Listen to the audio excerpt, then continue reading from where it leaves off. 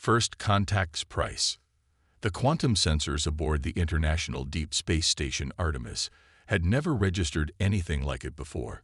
Dr. Elena Santos stood frozen at her console, her dark eyes fixed on the readings that defied everything humanity thought they knew about space travel. The anomaly had appeared just beyond Mars' orbit, a massive distortion in space-time that pulsed with energy signatures unlike anything in Earth's scientific database. "Control, are you seeing this?" Elena's voice trembled slightly as she transmitted the data back to Earth. The response took the usual 12 minutes to arrive, but when it did, it carried none of the excitement she expected. "Dr. Santos, initiate emergency protocol Omega. This is not a drill. Repeat, this is not a drill." Before Elena could respond, the distortion erupted into a blinding flash of light. When her vision cleared, she found herself staring at a fleet of ships that seemed to defy physics itself. Their hulls rippled like liquid metal, absorbing and reflecting light in ways that made them appear both solid and ethereal simultaneously. They were beautiful, terrifying, and absolutely alien. The Meridian Empire had arrived, though humanity wouldn't learn their name until much later.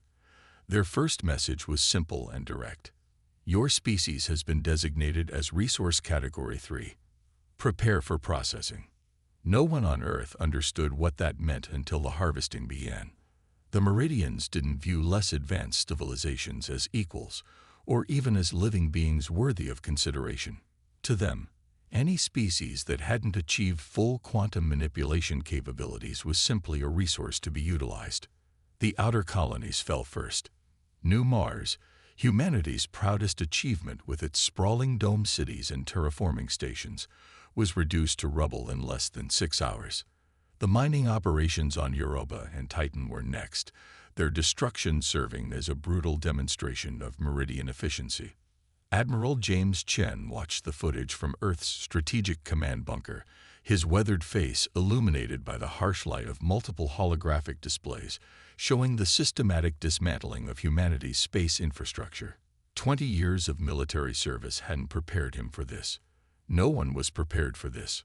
"Sir," his aide's voice cracked slightly. "The Artemis station." Dr. Santos managed to transmit one final message before. Chen closed his eyes briefly. Elena Santos had been one of Earth's brightest minds, a quantum physicist who might have eventually led humanity to the very technological advances the Meridians possessed. Now she was gone, along with countless others. But Elena's final message would change everything. In her last moments, she had managed to analyze the Meridian ship's energy signatures. What she discovered was both terrifying and inspiring. Their technology wasn't actually more advanced than humanity's theoretical understanding. They had simply taken a different path, focusing on manipulation of space-time itself rather than conventional propulsion and weapons technology. "Get me the Science Council," Chen ordered, his mind already racing with possibilities. "And contact Dr. Sarah Chen at the Quantum Research Facility." Sarah, his daughter. The one person who might be able to understand Elena's data and find a way to fight back. He had always worried that her obsession with theoretical physics would lead nowhere. Now it might be humanity's only hope. The next 48 hours became a blur of emergency meetings, evacuations, and desperate preparation. The Meridians were methodically working their way through the solar system, harvesting resources and destroying infrastructure with terrifying precision. But they were also predictable, following patterns that suggested a rigid, hierarchical approach to conquest. Sarah Chen's team worked tirelessly, analyzing Elena's data and comparing it to their own research into quantum entanglement. The Meridian's technology relied heavily on controlled space-time distortions, but according to Sarah's calculations, this made them vulnerable to properly calibrated quantum interference. "It's like a house of cards," Sarah explained to the assembled military and scientific leadership. "Their technology is incredibly powerful, but it's also incredibly dependent on maintaining precise quantum states. If we can disrupt those states..." She left the implication hanging. Admiral Chen looked at his daughter with a mixture of pride and concern. How long do you need? A week, maybe 2, Sarah replied, her expression grim. But Dad, the cost will be high. The amount of energy required to generate a large enough quantum disruption field. We have to sacrifice most of our remaining power infrastructure. The cost doesn't matter, Chen stated firmly. Not anymore. We're not just fighting for survival. We're fighting to show these bastards that humanity isn't just another resource to be harvested. As the meeting disbanded, Chen found himself standing at the bunker's observation window, looking up at the night sky. Somewhere up there, the Meridians were continuing their methodical advance, unaware that their seemingly primitive prey was preparing to teach them a costly lesson about underestimating humanity. A message arrived from the front lines, where Earth's conventional forces were engaging in delaying actions against the Meridian fleet. The casualties were enormous, but each sacrifice bought more time for Sarah's team to complete their work. The message was brief but powerful. We hold the line. For Earth. For humanity. Chen touched the cold glass of the window, his reflection overlaying the stars above. The price will be high, he whispered, but it's a price we'll make them remember forever. The war for humanity's survival had begun, and Earth was about to show the Meridian Empire that some resources bite back. The hidden strength. Deep beneath the Rocky Mountains, in a facility that officially didn't exist, Dr. Sarah Chen hadn't slept in 3 days. The quantum lab hummed with energy as she and her team worked to weaponize their understanding of particle entanglement. The lab's walls were covered with equations and diagrams, digital displays showing simulations of their theoretical weapons effects on Meridian technology. "Run it again," Sarah commanded, her voice hoarse from exhaustion. The latest simulation showed promise, a 67% chance of successfully disrupting the quantum fields that powered Meridian ships. But 67% wasn't good enough. Not when humanity's survival hung in the balance. Dr. Marcus Wong, her second in command, approached with another cup of coffee. "Sarah, you need to rest. We all do. We're making mistakes." She accepted the coffee but shook her head. "The Meridians don't rest, Marcus. Every hour we waste, they push closer to Earth's orbit. Did you see the latest reports from Venus?" They both knew what had happened at Venus. The colony there, primarily a research station studying atmospheric manipulation, had been transformed into a processing facility by the Meridians. The few transmissions that made it out before communications went dark suggested the invaders were converting human infrastructure into something alien and terrible. A sudden commotion at the lab's entrance drew their attention. Admiral Chen strode in, accompanied by an unfamiliar figure in a civilian suit. Sarah immediately noticed the tension in her father's posture. "Dr. Chen." The civilian spoke first, his accent marking him as European. "I'm Dr. Victor Novak from the Geneva Quantum Institute. We need to talk about Project Oracle." Sarah's blood ran cold. Project Oracle was supposed to be completely classified, known only to her core team. It was their ace in the hole, a theoretical application of quantum entanglement that could potentially turn the Meridian's own technology against them. "There's nothing to discuss," Sarah replied firmly. "Oracle isn't ready. The calculations alone are exactly why I'm here," Novak interrupted. "We've been running parallel research. Your quantum disruption approach is good, but combined with our work on temporal feedback loops, it could be devastating." Admiral Chen stepped forward. "Sarah, hear him out. The Meridians have broken through the Mars defense line. We're running out of time." The next few hours were a blur of technical discussions and increasingly radical proposals. Novak's team had discovered that the Meridian's quantum-based technology created minute temporal distortions, tears in the fabric of space-time that could be exploited. By combining this with Sarah's disruption field, they might be able to create a cascade effect that would ripple through the entire Meridian fleet. The power requirements would be enormous, Marcus pointed out, studying the combined calculations. "We'd need to tap into every major power grid on Earth simultaneously. And the temporal feedback could have unforeseen consequences," Sarah added. We could be looking at time dilation effects, possible causality violations.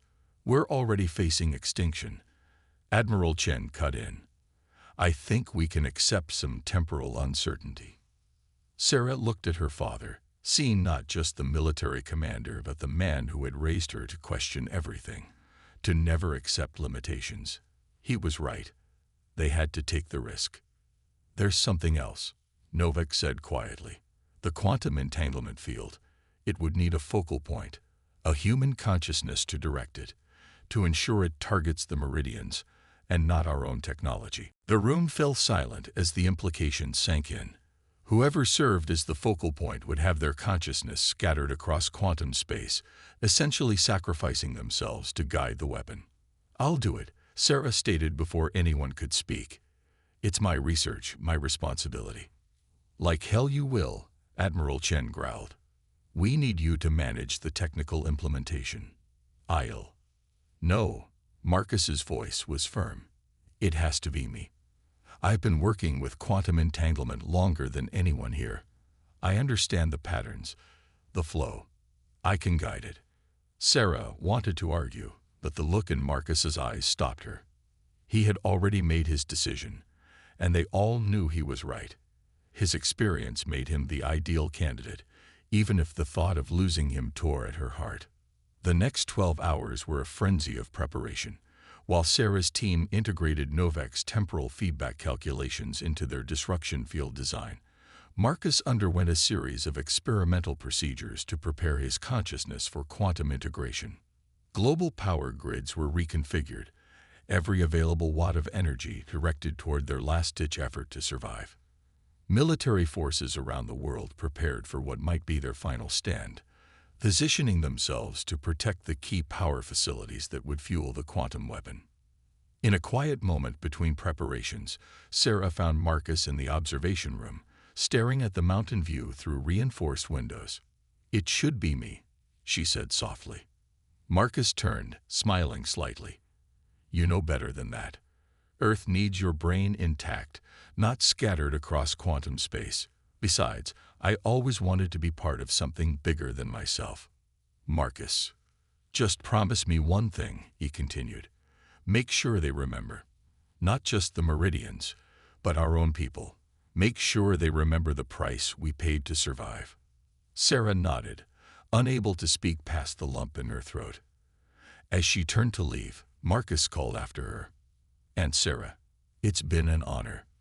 Above them, the Meridian fleet pressed closer to Earth, unaware that humanity's hidden strength was about to be unleashed. The price would be devastating. But as Marcus had said, some things were worth any cost. Breaking point. The command center beneath the Rocky Mountains pulsed with nervous energy as humanity prepared to launch its desperate counterstrike. Holographic displays showed the Meridian fleet's inexorable advance toward Earth, their ships moving with the precision of a well-oiled machine. But today, that machine was about to encounter a wrench in its gears. Admiral Chen stood at the central command station, watching as power readings from across the globe climbed steadily higher. Every functioning power plant, every solar array, every hydroelectric dam, all of them had been synchronized to channel their energy into what Sarah's team had dubbed Project Oracle. Power grid synchronization at 89% and climbing. A technician announced. Quantum stabilization fields are holding steady. In the preparation chamber 2 levels below, Marcus Wong sat in the integration chair, his body connected to a web of sensors and quantum field generators. The procedure to link his consciousness to the weapon system had taken hours, and now his mind existed in a strange state between normal space and quantum reality. Sarah checked his vitals one last time, her hands trembling slightly. Marcus, if you feel any instability in the quantum field, any at all. I know, he interrupted softly, but we won't get another chance at this. The meridians are too close now. On the tactical displays above, the enemy fleet had passed the moon's orbit. Their advanced ships had already begun probing Earth's defensive screen, testing for weaknesses. The regular military forces were engaging them in delaying actions, knowing they were sacrificing themselves to buy time for Oracle to power up. Power synchronization at 95%. The technician called out. Quantum field integrity holding at optimal levels. Dr. Novak burst into the command center, his face flushed with excitement or fear, perhaps both. We're detecting temporal anomalies around the Meridian ships. The distortions they create, they're getting stronger as they concentrate their forces. It's perfect. Perfect. Admiral Chen questioned sharply. Yes, the stronger their quantum fields, the more vulnerable they'll be to our disruption. They're actually making our job easier by clustering their ships so tightly. A sudden alarm blared through the facility. On the tactical display, red warning indicators flashed as the Meridian fleet launched its first major assault on Earth's orbital defenses. The defensive satellites and stations that humanity had rushed into position were being systematically destroyed. We need to launch now, Admiral Chen declared. We can't wait for full power synchronization. Sarah's voice came through the comm system from the preparation chamber. The quantum field isn't stable enough yet. If we launch now, if we don't launch now, there won't be anything left to save. Chen cut her off. Begin the countdown. The command center erupted into controlled chaos as final preparations were made. Power readings continued to climb as every available energy source on Earth was channeled into the quantum weapon. In the preparation chamber, Marcus's vital signs fluctuated as his consciousness began to merge more deeply with the quantum field. Meridian ships have breached the outer defense line, a military officer reported. They're launching landing craft toward the surface. Admiral Chen's jaw tightened. Time to count down. T-minus 3 minutes to full quantum field generation. The first impacts from Meridian weapons fire began to register on seismic sensors. They were targeting military installations first, methodically working their way through humanity's remaining defenses. But they still didn't know what was coming. T-minus 2 minutes. Power synchronization at 98%. In the preparation chamber, Marcus opened his eyes. They glowed with an inner light as quantum energy coursed through his consciousness. Sarah, he whispered, I can see them. I can see their quantum fields. They're beautiful. Sarah gripped his hand. Stay focused. Remember the targeting sequence.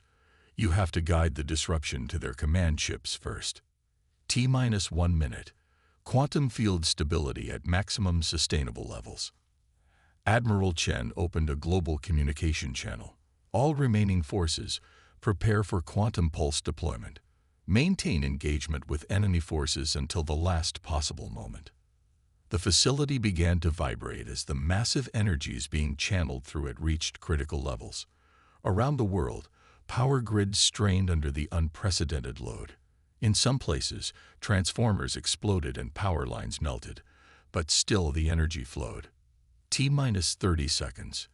Quantum field generation at critical threshold. Marcus's body arched in the integration chair as his consciousness expanded through the quantum field. His voice, when it came, seemed to echo from everywhere and nowhere at once. I can feel it. I can feel all of it. T-minus 10 seconds. Sarah squeezed his hand one last time before rushing to her station. Ready for quantum pulse deployment. 5, 4, 3. The Meridian ships continued their advance, unaware that they were about to face something beyond their comprehension. 2, 1. Now, Admiral Chen commanded. The quantum pulse erupted from Earth's surface in a wave of invisible energy, guided by Marcus's consciousness through the quantum field. As it reached the Meridian fleet, the results were beyond anything they had simulated. The alien ship's quantum fields began to collapse, their space-time distortions turning inward. Ships twisted in impossible ways as temporal feedback loops tore through their systems. The cascade effect that Sarah and Novak had predicted spread from vessel to vessel, turning the Meridian's greatest strength into their undoing. But the cost was devastating. As Marcus's consciousness guided the quantum disruption, his physical form began to dissolve, scattered across quantum space just as they had known it would be. His last words echoed through the command center. Remember, remember the price. The battle for Earth had reached its breaking point, And humanity had just shown the Meridians that technological superiority wasn't everything. But as the enemy fleet writhed in quantum chaos above them, no one in the command center felt like celebrating. They had won this round, but the war was far from over, and they had just lost one of their best. The human element. In the aftermath of Project Oracle's devastating success, Earth's command center was eerily quiet. The holographic displays showed the remnants of the Meridian fleet in disarray, their perfectly ordered formations now scattered across space. But Sarah Chen knew better than to celebrate. She had seen something in the quantum data during the attack, something that changed everything. "They're not just machines," she announced to the assembled military and scientific leadership. "The Meridians, they're afraid." Admiral Chen looked at his daughter skeptically. "Afraid? They've shown no emotion, no hesitation in their attacks. How can you be sure?" Sarah pulled up the quantum readings from the battle. When Marcus guided the disruption field through their ships, he wasn't just affecting their technology. He was touching their consciousness. Their quantum fields, they're part of who they are. Dr. Novak leaned forward, his eyes widening as he studied the data. Of course, their hierarchical structure isn't just organizational. It's literally built into their quantum network. Each ship, each soldier, is quantum entangled with their command structure. Which means, Sarah continued, we didn't just disrupt their technology. We shattered their entire command and control system. For the first time in their history, individual Meridians are being forced to think for themselves. The implications were staggering. The Meridians weren't just an advanced alien empire. They were a quantum-linked collective, each individual bound to the hierarchy through technology that humans had only begun to understand. By disrupting that network, humanity had done more than win a battle. They had forced an evolution. Admiral Chen paced the command center, his tactical mind already processing the possibilities. If they're individuals now, they can be reasoned with, manipulated, turned against each other, or helped, Sarah added quietly. What if this is our chance to show them a different way? To prove that individual thought, human adaptability, is stronger than their rigid hierarchy. The debate that followed was intense. Some military leaders wanted to press the advantage, to strike while the Meridians were disorganized. Others, including Sarah, argued for a more nuanced approach. In the end, they decided on a bold strategy that would combine both military pressure and psychological warfare. Over the next few days, Earth's remaining communications arrays were repurposed to broadcast directly to the scattered Meridian ships. The messages were carefully crafted, designed to appeal to their newly awakened individuality, while exploiting the fear and confusion they were experiencing. You are more than parts of a whole, the broadcasts declared in the Meridian's own quantum language, which Sarah's team had decoded. You are individuals capable of choice. Earth is not just a resource. We are living beings who can show you a different path. The response was slow at first. Most Meridian ships maintained radio silence, falling back to predetermined rally points as their protocols demanded. But some began to respond, their messages hesitant and confused, like children learning to speak for the first time.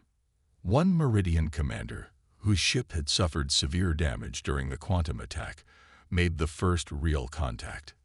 This unit, I seek understanding. The hierarchy is silent. How do you function without the link? Sarah worked tirelessly with the linguistics team to maintain dialogue with these first contacts. Each conversation was a delicate balance, helping the Meridians understand concepts they had never needed before. Individual choice, personal responsibility, the strength that comes from diversity of thought. But not all Meridians embraced this change. A significant portion of their fleet was regrouping under a secondary command structure, one that viewed the corrupted individuals as traitors to be eliminated. The war was evolving into a civil conflict within the Meridian ranks, with humanity working to protect and guide those who chose independence. Admiral Chen watched these developments with a mixture of hope and concern. We're playing a dangerous game, he told Sarah during a rare quiet moment. If we push too hard, we could drive them all back to their old ways. Not push hard enough, and the hardliners will reestablish control. It's not a game, Sarah replied, thinking of Marcus and his sacrifice. It's an opportunity to end this war without destroying either side. The Meridians need to learn what Marcus showed them, that individual sacrifice for a greater cause isn't a weakness. It's the ultimate strength. The breakthrough came when a group of Meridian ships, led by the commander who had first contacted them, took defensive positions around Earth. They had made their choice, not because of hierarchy or protocol, but because they had learned to think for themselves. "We choose to protect," their commander transmitted, "not because we must, but because we can. Because it is right." The message sent shockwaves through both human and Meridian forces.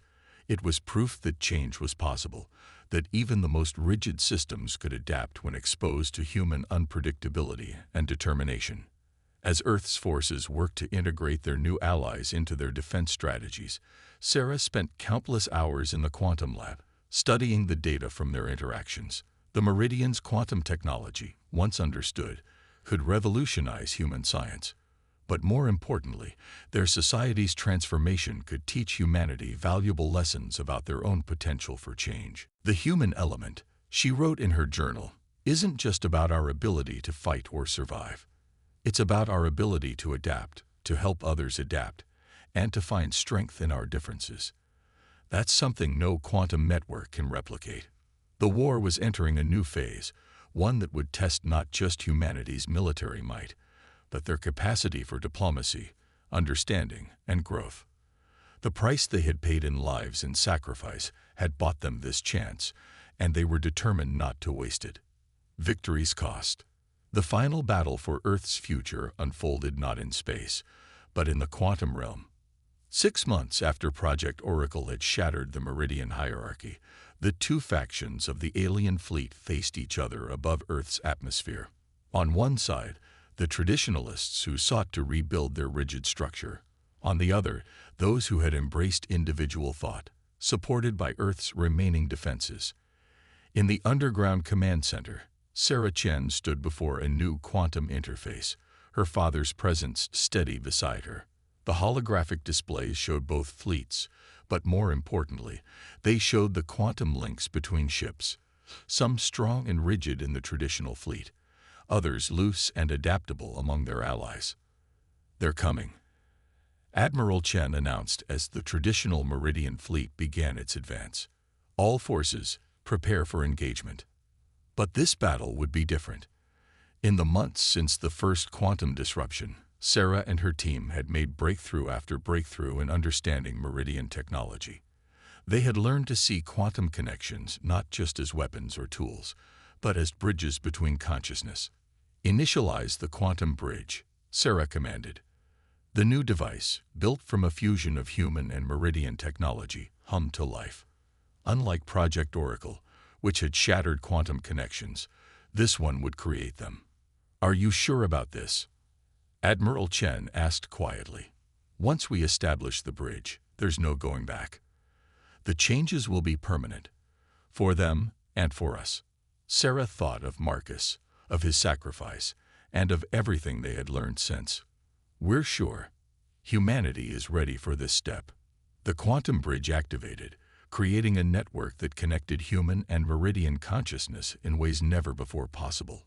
It wasn't the rigid hierarchy of the traditional Meridians, nor was it complete independence. Instead, it was something new, a system that preserved individuality while allowing for deep understanding and communication. The effect on the battlefield was immediate. The traditional Meridian fleet faltered as their rigid quantum links were exposed to human consciousness, to emotions, memories, and most importantly, to choice. Through the quantum bridge, they experienced something their hierarchy had never allowed: empathy. Sarah's consciousness expanded through the network, touching minds both human and alien. She felt their fear, their confusion, and their growing understanding.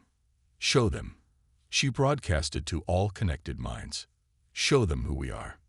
Through the quantum bridge flowed humanity's history, not just their victories and achievements, but their failures and recoveries, their ability to learn and grow from mistakes. The Meridians experienced Earth's art, music, and literature, concepts their hierarchy had deemed irrelevant, but which now sparked something new in their quantum-linked minds. But the cost of this connection was high. As more minds joined the quantum bridge, the energy requirements soared.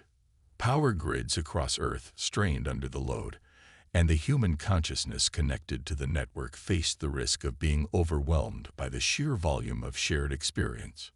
Power fluctuation critical, a technician warned. The grid can't handle this much longer.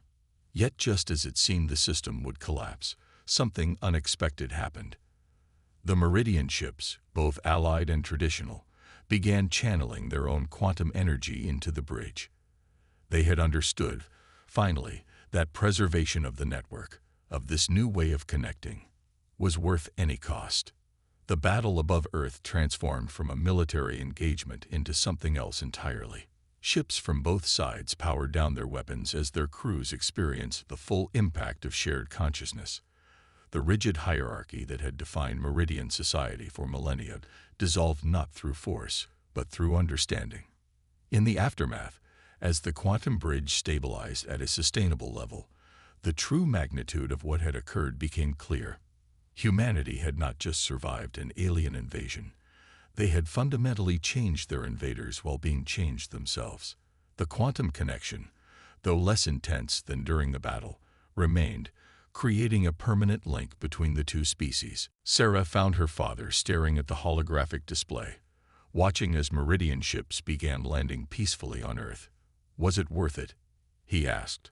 "All the lives lost, the sacrifices made." She thought of Marcus, whose sacrifice had started them down this path.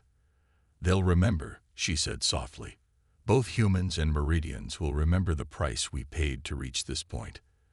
And that memory will ensure we never go back to being separate, to seeing each other as resources to be used." The war was over, but its impact would echo through human and Meridian society forever. The quantum bridge had created something entirely new, a civilization that balanced individual strength with collective understanding. It was not a perfect solution, but it was one that honored the sacrifices made by both sides. In the years that followed, Earth became a center of cultural and technological exchange. The Meridians brought their quantum technology, while humans taught them about art, music, and the power of individual creativity. Together, they began exploring the galaxy not as conquerors or resources, but as partners seeking to understand the universe's endless possibilities. And in a quiet corner of the quantum network, accessible to both humans and Meridians, a simple message remained, pulsing with the combined consciousness of both species. "Remember the price, for it bought us something priceless, the ability to understand each other." The cost had been high, but the victory it purchased wasn't just survival. It was evolution, understanding, and a future neither species could have imagined alone. That was a lesson the universe would never forget.